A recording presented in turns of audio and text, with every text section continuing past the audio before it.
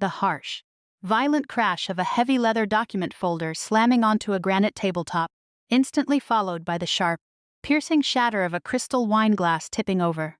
The deep red liquid bled rapidly across the snow-white tablecloth, soaking into the fabric of my civilian blouse like fresh blood. Around the table, 50 conversations died mid-sentence. The warm, affluent laughter of the room froze solid. Take your asset protection outside to the VIP lot.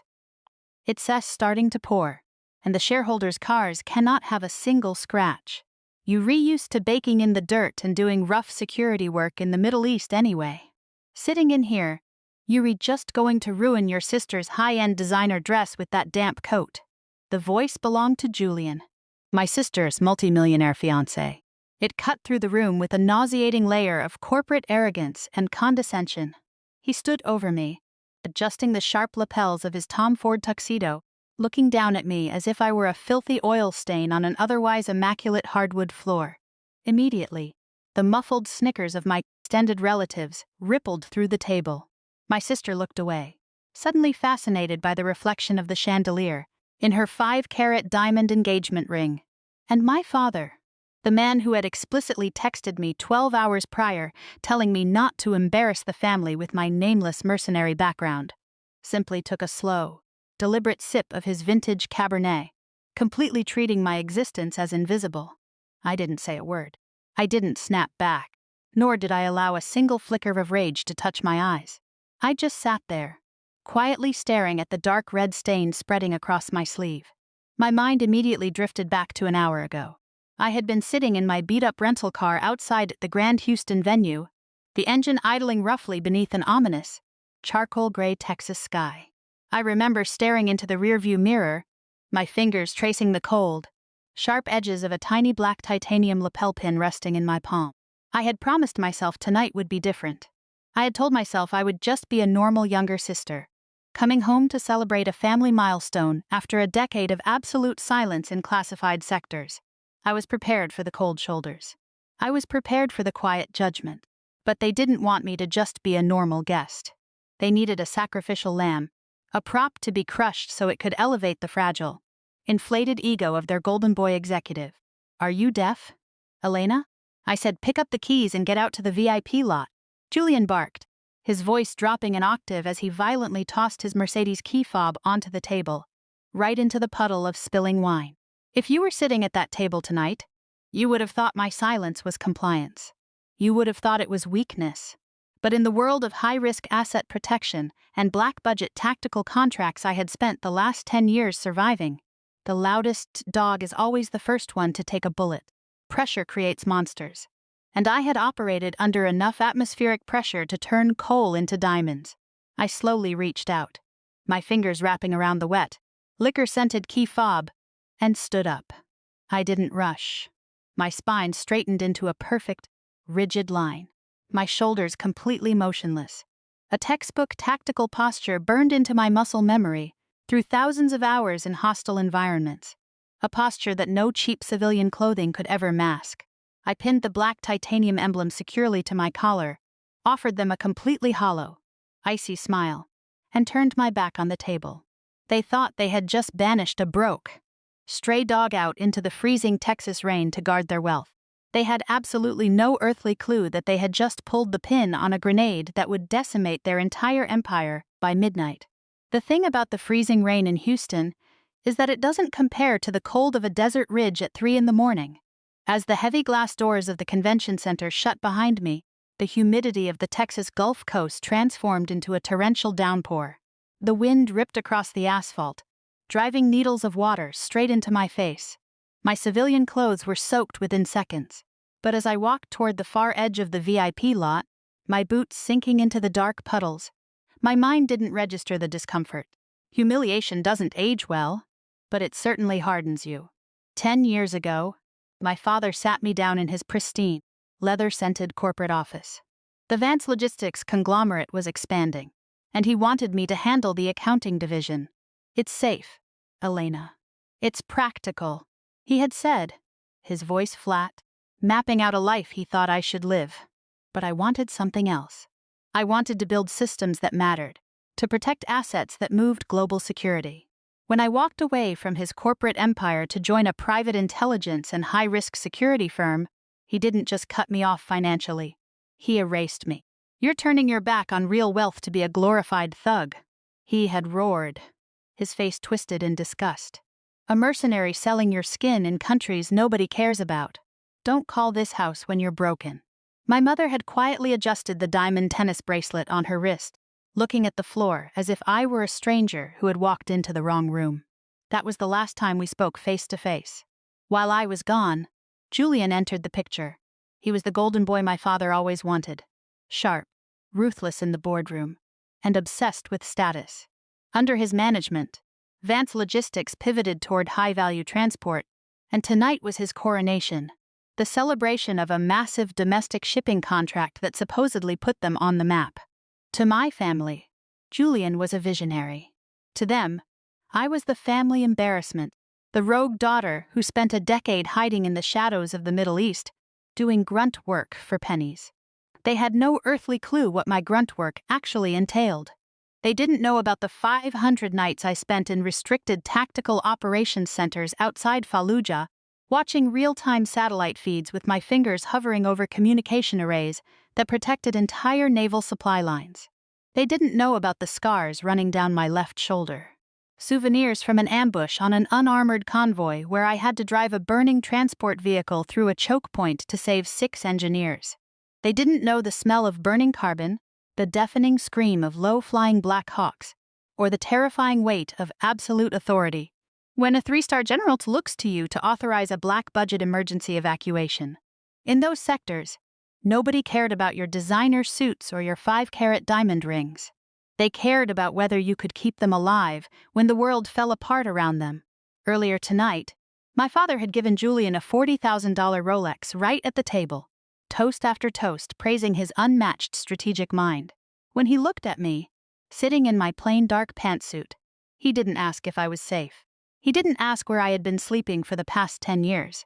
He simply sighed, a heavy, performative sound of profound disappointment, and told me to keep my mouth shut so I wouldn't ruin Julian's networking opportunities with the local politicians.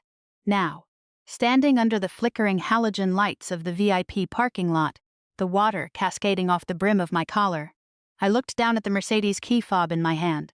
It felt incredibly light. Pathetic, even. I reached up, my wet fingers touching the matte black titanium pin on my lapel. It was the only piece of my true life I had brought into their artificial world. To Julian, it looked like a piece of cheap scrap metal, a worthless trinket from a low-level security guard. He didn't know that this specific alloy was only given to 3 people in the entire military contracting complex. It wasn't a fashion statement. It was a digital encryption key, a security pass, and a symbol of absolute veto power over every defense-adjacent supply line on the North American continent. The wind howled louder, shaking the heavy metal chains around the VIP perimeter. The stage was set. The actors were inside drinking champagne, and the storm they had been mocking was finally coming ashore. Behind the one-way glass of the AV tech booth at the back of the ballroom, the exact dark cage Julian had shoved me into before I stepped out, I could see the entire gala without a single soul realizing I was there.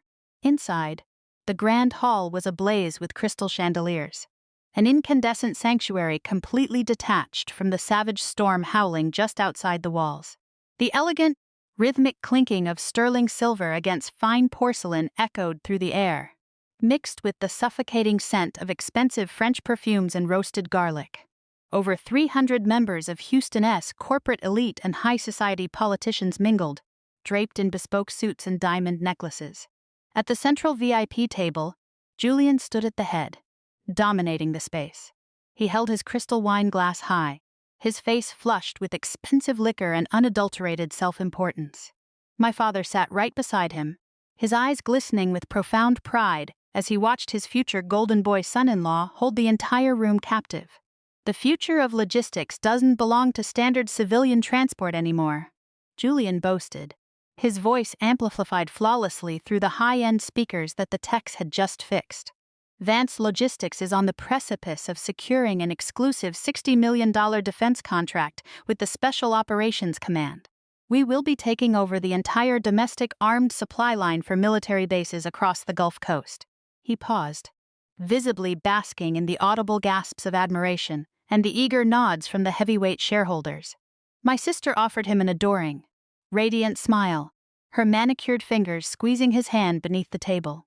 "To gain the trust of 3-star generals and Pentagon officials, you can't rely on brute force or a low-level, uneducated grunt mindset," Julian continued, his eyes casually drifting toward the heavy double doors, the exact doors he had used to exile me into the rain. "You need strategic corporate vision, elite networking, and an absolutely flawless compliance portfolio. Tonight, when the ranking 3-star general from SOCOM walks through those doors to sign our Memorandum of Understanding, Vance Logistics will officially enter the billionaire class." My father stood up abruptly, raising his glass high into the chandelier's glare. "To Julian, the man who is single-handedly carrying the Vance legacy into a new era. We are truly blessed to have a visionary in the family, rather than a rogue child who wastes a decade selling her skin in a desert just to come home and be a financial burden." The sharp, violent clinking of glasses rang out across the ballroom as the entire room erupted into applause. They laughed, they cheered, and they toasted to an empire they believed was at the absolute peak of its glory. But standing behind that dark glass, my face remained a mask of pure, glacial stone. If you had access to the classified global defense servers that I monitored every single day, you would see the hilarious, terrifying truth of what was actually happening at that table. The $60 million portfolio Julian was bragging about had actually been flagged on my personal terminal 48 hours ago. It was marked with a red Level 3 compliance warning due to shadow banking anomalies with a Wall Street shell company. Julian, my father, and the entire Vance family were dancing on a landmine that had already been detonated.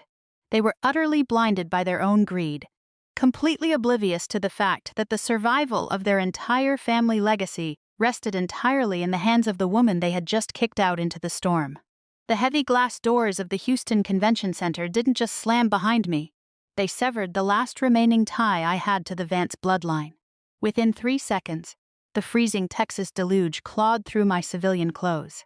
The wind howled off the Gulf, driving sheets of icy water horizontally across the asphalt of the VIP parking lot.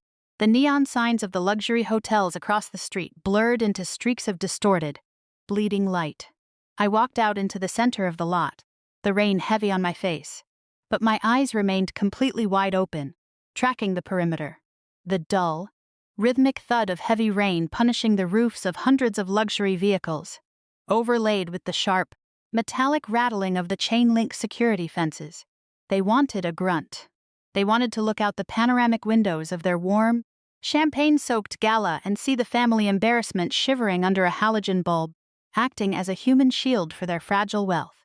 Julian's Mercedes key fob was heavy and wet in my palm. He had thrown it at my feet like he was tossing a bone to a stray dog. "The shareholders' cars cannot have a single scratch." His voice echoed in my head, dripping with that toxic corporate entitlement. My father's silent complicity hurt worse than Julian's arrogance, but it didn't break me. It just made the calculus of what I had to do next entirely cold, entirely absolute. I walked up to Julian's pristine, customized matte black sedan. I pressed the unlock button, stepped inside the leather cabin for a brief moment, and pulled the digital terminal from my tactical belt. If my family had been paying attention to anything other than Julian S. Rolex or their own inflated stock prices, they would have noticed that the black titanium pin on my collar wasn't jewelry. I detached the pin, revealing the gold-plated USB-C encryption node hidden within its core, and slotted it directly into the Mercedes' central diagnostic port. System override initiated. The vehicle's encrypted dashboard screen whispered in a pale blue hue. Through the car cellular uplink, my PIN bypassed standard civilian networks, tunneling directly into the secure defense servers of Ares Group in Virginia. Within 40 seconds, I wasn't just looking at Julian's personal vehicle data, I was looking at the entire global logistics network of Vance Logistics. I saw the fraudulent banking routing numbers. I saw the shell companies he used to artificially inflate his compliance scores to impress the Pentagon. I watched the data stream across my screen, reflecting off the cold sweat on my face. Julian thought he was using me to guard his car. In reality, He had just handed the keys of his entire digital empire to the only woman on Earth authorized to destroy it. I pulled the titanium pin out, reattached it securely to my wet collar, and stepped back out into the roaring storm. I locked the doors, pocketed the fob, and took my position at the exact center of the VIP gate, standing perfectly straight beneath the blinding floodlights. My boots sank into the freezing puddles. My clothes clung to my skin like lead weights, but my spine remained an unyielding line of steel. Inside, they were raising another glass to their golden boy. Outside, under the black Texas sky, the shadow they had cast aside was quietly preparing to erase them from the board. The violent, rhythmic drumming of heavy Texas rain joy saw against the concrete asphalt, underscored by the deep, low rumble of a powerful custom V8 engine approaching from the distance. The storm was reaching its absolute peak. Sheets of freezing water cascaded off the brim of my collar, dripping down my face. But my eyes remained completely locked on the main entrance of the VIP lot. I didn't blink. I didn't shift my weight.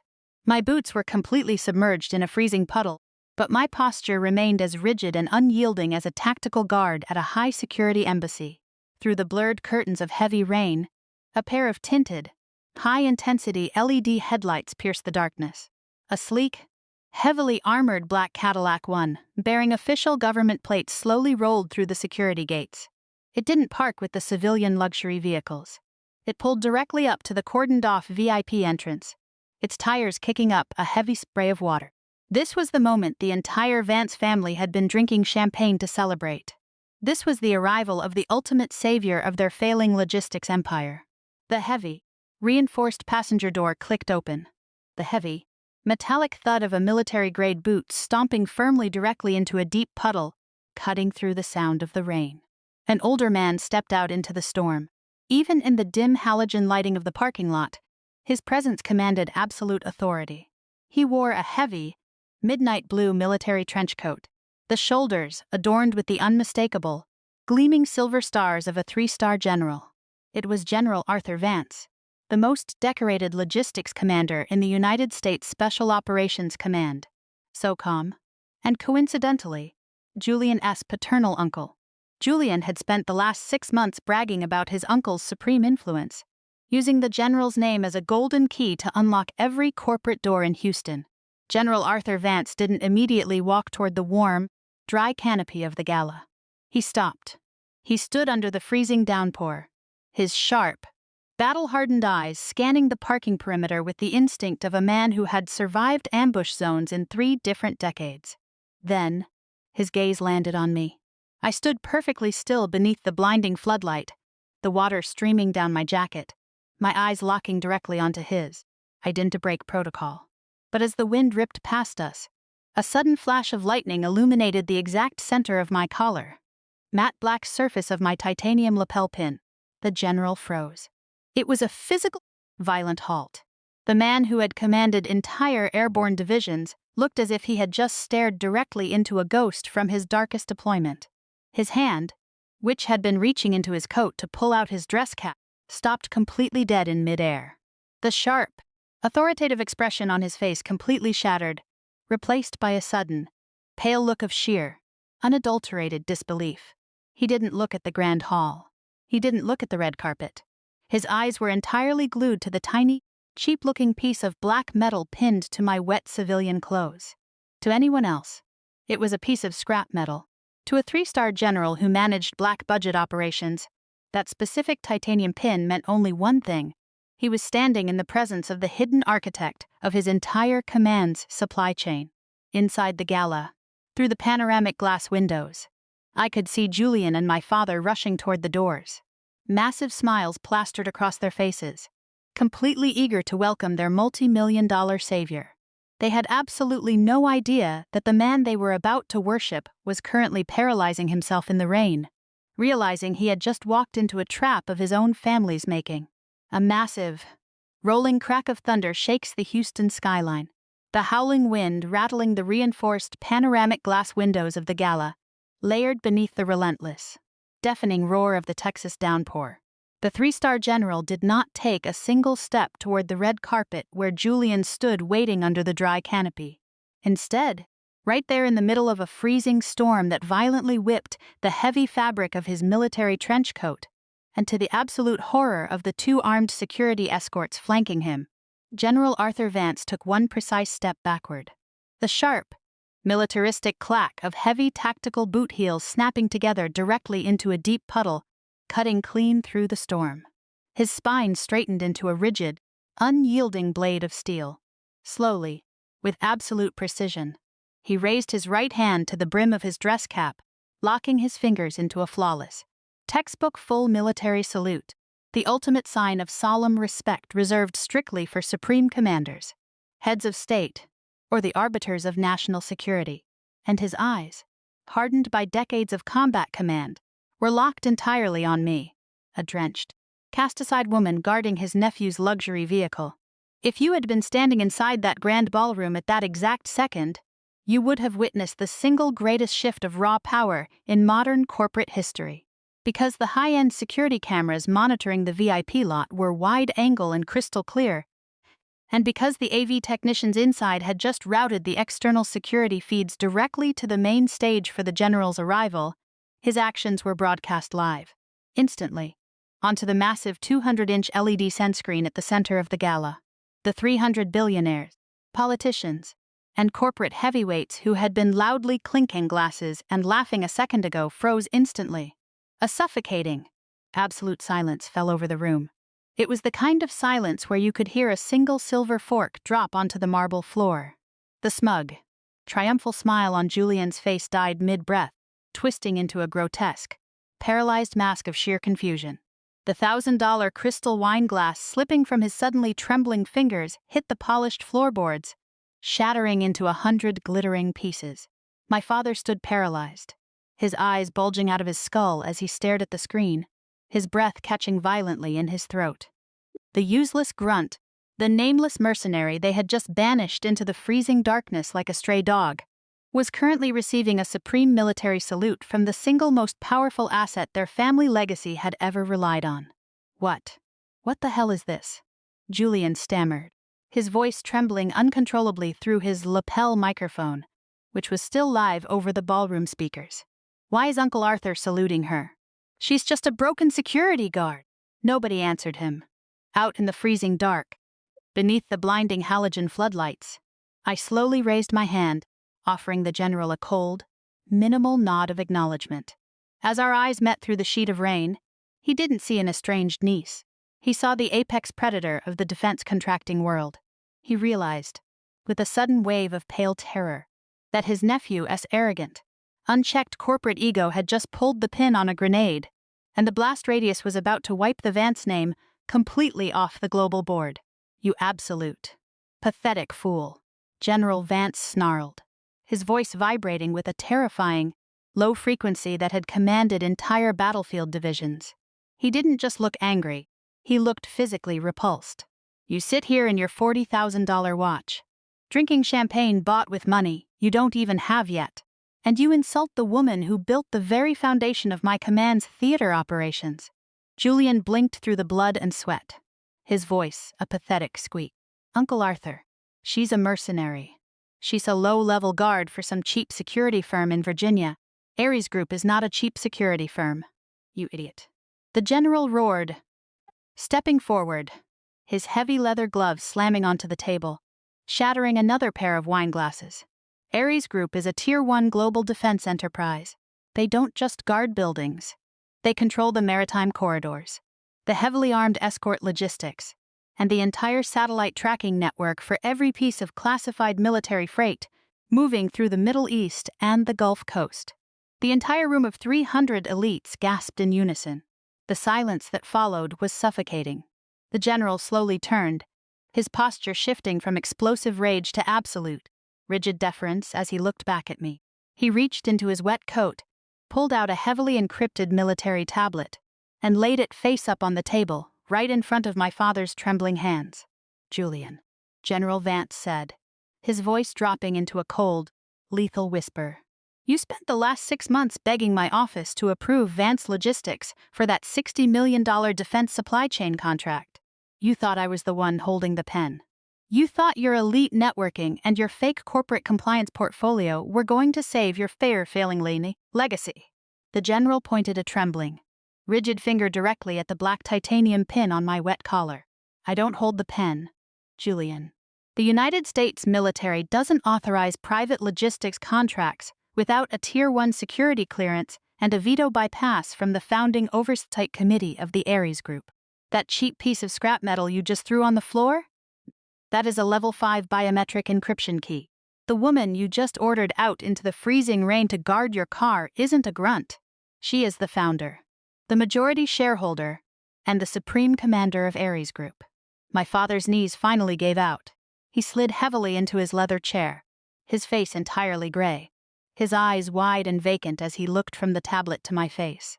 On the screen of the military tablet, under the official digital seal of the Pentagon, was the active compliance report for Vance Logistics. And right there, at the very bottom of the document, stamped in a glaring, unyielding crimson hue, was a single, definitive digital signature: Commander Elena Vance, Chief, Ares Global. Julian looked up from the floor, his eyes completely hollow, the reality of his utter destruction finally breaking through his arrogant skull. He had spent months trying to climb to the top of the corporate world, completely blind to the fact that his fiancée's estranged, useless sister was the apex predator holding the keys to the entire mountain. The hollow, metallic ringing of a broken microphone rolling across the floor, mixed with the sound of Julian's erratic, terrified breathing as he crawls through the shattered crystal. The $60 million contract wasn't just a document. It was the lungs of Vance Logistics, and with one digital stroke from my terminal, I had just cut off their oxygen permanently. Julian was on his knees now, his hands pressing into the sharp shards of glass on the marble floor. Blood, bright and crimson, seeped from his palms. But he didn't even flinch from the pain. His arrogance had vanished, replaced by the hollow, wide-eyed look of a man watching his entire life disintegrate in real time.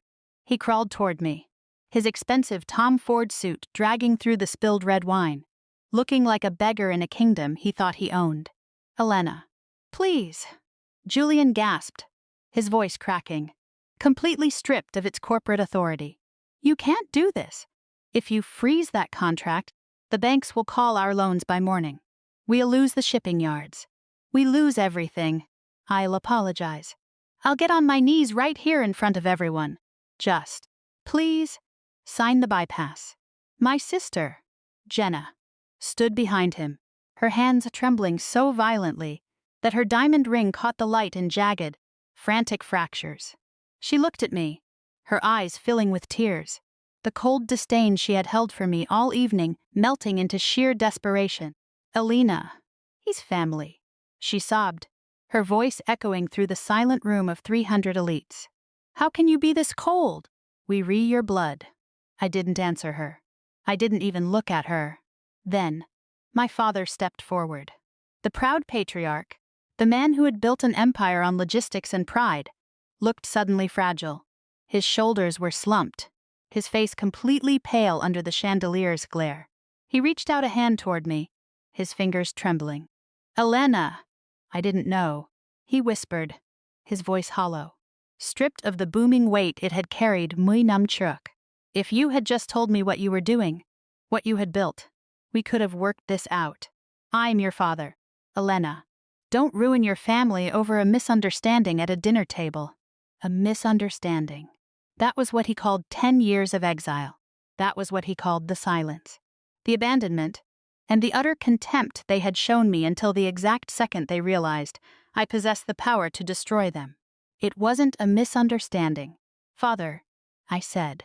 My voice wasn't loud. It didn't carry anger, or malice, or triumph. It was just perfectly, terrifyingly flat. The tone of a commander delivering a final casualty report. It was an evaluation, and your corporate empire failed compliance. I turned my back on them. The sharp, rhythmic clicking of my wet boots stepping deliberately across the marble floor, cutting through the heavy silence of the ballroom. General Arthur Vance didn't say a word to stop me. He stood at absolute attention, his face grim, stepping aside to clear my path to the exit. Julian let out a pathetic, choking sob behind me, his bloody hands sliding across the floor as he realized my silence was absolute. I walked past the rows of Houston's wealthiest elite, none of them daring to make eye contact, none of them daring to breathe. They thought they had invited a grunt to a banquet. They didn't realize until it was too late that the banquet was over, and the shadow they had locked outside had just cleared the table. The heavy, continuous purr of a high-end luxury SUV engine, overlaid with the rhythmic, hypnotic sweeping of windshield wipers clearing the sheets of heavy Houston rain. I sat alone in the dark cabin of my vehicle, the dashboard emitting a soft, low-intensity blue glow. Through the rain-slicked side window, the lights of the convention center faded into a blurry, distant smudge in my rearview mirror. I reached down, my fingers brushing against the cold, matte black titanium pin now resting cup holder. 10 years ago, when I walked out of my father's house with nothing but a single duffel bag and a refusal to be broken, I thought power was something you had to scream to prove. I thought you had to build a fortress so high that nobody could ever look down on you again. But tonight, listening to the hollow echo of Julian's begging and watching my father's empire turn to ash in the span of 10 minutes, I realized the ultimate truth about the weight we carry. True authority doesn't need a microphone. It doesn't need to throw keys on a table. And it certainly doesn't need the validation of an arrogant, fragile family who only calculates your worth by the brand of your suit. They spent a decade treating my silence as a weakness, assuming that because I didn't boast at their dinner tables, I had achieved nothing. They didn't understand that the quietest people in the room are often the ones who control the air everyone else is breathing. I didn't destroy my family legacy tonight. They destroyed themselves the exact moment they decided that respect was a luxury only reserved for the wealthy. I shifted the vehicle into drive, the tires gripping the wet asphalt as I pulled away from the shadows of that grand hall, stepping back into the classified, unyielding world I had built with my own 2 hands. I left them with their broken glass, their canceled contracts, and their sudden, terrifying realization of who I actually was. But more importantly, I left them with the exact thing they had given me for 10 long years. Absolute silence. Many people in my inner circle have told me that what I did to Julian and my father tonight was entirely too cold. They said that blood should always come before business, no matter how toxic the betrayal. But I want to ask you, the person listening to this right now, if your own family discarded you for a decade, only to beg for your mercy the second you gained absolute power over their survival, would you have signed that contract bypass? Or would you have left them in the rain just like I did? Drop your thoughts in the comments below. I read every single one of them.